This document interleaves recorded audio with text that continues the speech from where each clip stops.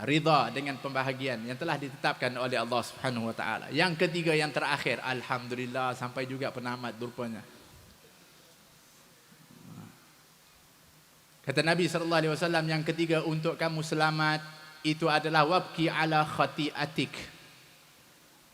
Menangislah kamu di atas kesalahanmu.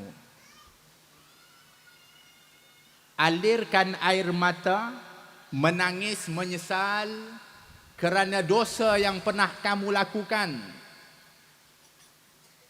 Kita manusia yang tidak pernah lari daripada dosa dan kesilapan.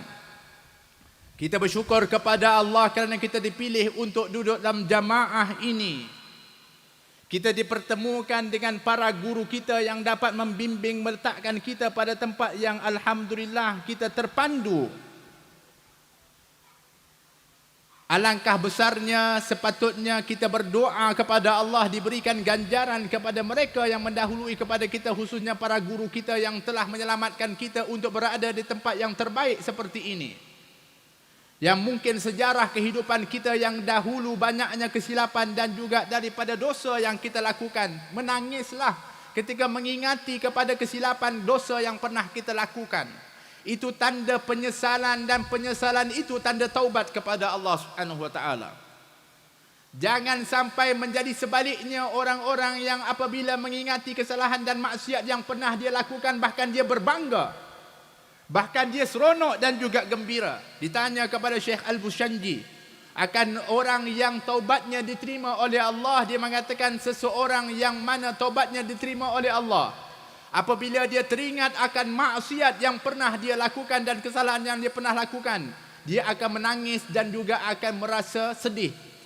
Sebaliknya orang-orang yang taubatnya mungkin tak diterima oleh Allah, ketika mengingati kepada sejarah daripada kemaksiatan yang pernah dia lakukan, dia merasa terhibur dan seronok.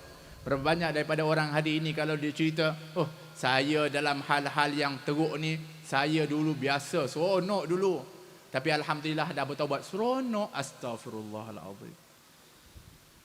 Tak ada istilah keseronokan apabila orang itu bermaksiat kepada Allah. Dan tak kiralah maksiat itu besar ataupun kecil, kerana yang kita nak lihat bukan kecil atau besarnya maksiat dan kesalahan itu, tetapi yang kita lihat kepada siapa kita sedang bermaksiat. Kepada Allah yang maha besar. Kalaulah seorang itu dia menampar seorang yang dianya kerja tukang sapu sampah, dia akan dihukum, tapi hukumannya ringan. Tapi tamparan yang sama, kekuatan yang sama, tetapi yang dia tampar itu minta maaf raja. Agaknya hukuman yang sama tak seperti mana dia menampar kepada seorang tukang sapu tadi? Tak sama, hukumannya akan berat kerana dia bersalah kepada orang yang mulia. Bagaimana seorang yang bermaksiat kepada Allah? Bukan masalah kecil atau besar daripada maksiat itu, tetapi kepada siapa kita sedang bermaksiat. Tangisilah apabila mengingati akan kesalahan dan dosa itu.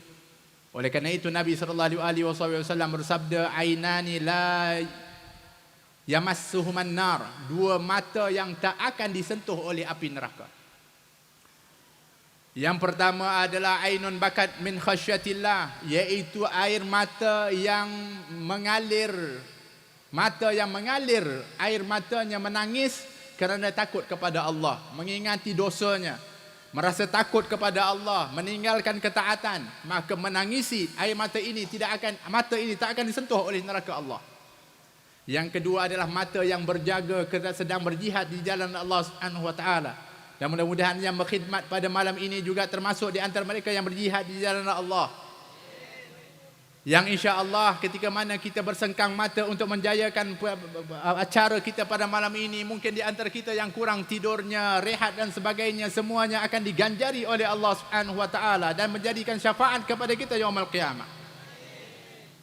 Jaga mata ini, biarlah air mata yang mengalir keluar itu berbaloi, ada nilai di sisi Allah Subhanahu wa taala. Sudah sekian lama air mata yang mengalir ini banyak adalah kerana kehilangan dunia dan benda yang kita cintai. Tukarlah air mata itu biar mengalir ketika mana kita rugi dalam kebaikan dan kita apabila melakukan keburukan. Biarlah air mata yang mengalir ini ada nilai di sisi Allah, sehingga air mata ini menjadi cahaya kepada kubur kita nanti. Biarlah air yang mata yang mengalir kita ketika bermunajat kepada Allah akan memberi syafaat kita yaumul qiyamah, yang akan menerangi khususnya di sirat yang gelap itu.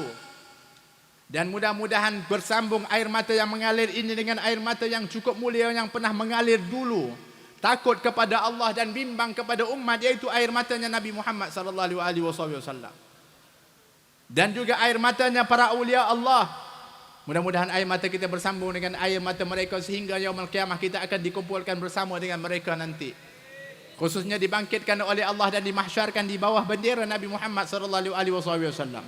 Sehingga menjadi tempat perjanjian pertemuan kita, dating kita dengan Nabi adalah di telaga haudnya baginda Nabi Muhammad sallallahu alaihi wasallam. Sehingga kita dapat minum dari telapak tangan yang mulia itu untuk menatap wajah Nabi yang kita rindui. Syarbatan hani'atan mari'atan la nadma'u ba'daha abada. Yang kalau kita minum kita insya-Allah tidak akan dahaga selama-lamanya. Dan mudah-mudahan perkumpulan kita ini dirahmati oleh Allah. Dan nilai keselamatan yang kita sebutkan dapat kita bawa bekal balik ke rumah kita untuk kita amalkan. Jagalah lisan kita, jagalah daripada rumah tangga kita. Dan hendaklah sentiasa menyesal akan perbuatan silap dan salah kita, menangisinya dan juga menyesali. Sehingga kita membenarkan dan membetulkan perbuatan yang akan datang sehingga bertemu dengan Allah. Dan bertemu dengan Nabi Muhammad sallallahu alaihi wasallam. Ya Allah, jadikanlah perkumpulan kami kumpulan yang sentiasa Kau rahmati ya Arhamar Rahimin. Dan alirkan rahmat ini bukan terhenti di sini ya Allah, alirkan sampai ke dalam rumah tangga kami ya Allah. Mantapkan iman kami ya Arhamar Rahimin dengan berkat daripada maulid yang kita baca dan sahibul maulid baginda Nabi Muhammad sallallahu alaihi wasallam. Dengan berkat sahibul haul Syekh Abdul Qadir Jailani radhiyallahu anhu. Dengan berkat para guru-guru kami ya Arhamar Rahimin, sampaikan hajat dan juga dari permintaan kami ya Allah. Mudahkan urusan keduniaan kami, sampailah kami berjaya di akhirat ya Arhamar Rahimin. Ya Allah, ampuni dosa-dosa kami ya Allah. Ya Arhamar Rahimin, ampuni dosa-dosa kami ya Allah. Terimalah taubat-taubat kami ya Allah. Ya Allah, ampuni dosa kedua orang tua kami ya Allah. Yang masih hidup, panjangkan umur mereka dalam ketaatan kepadamu ya Arhamar Rahimin. Yang telah meninggal dunia, lapangkan kubur mereka ya Allah. Ya Allah, jadikan kubur mereka di taman-taman syurgamu ya Arhamar Rahimin. Ya Allah, jagalah rumah tangga kami ya Allah.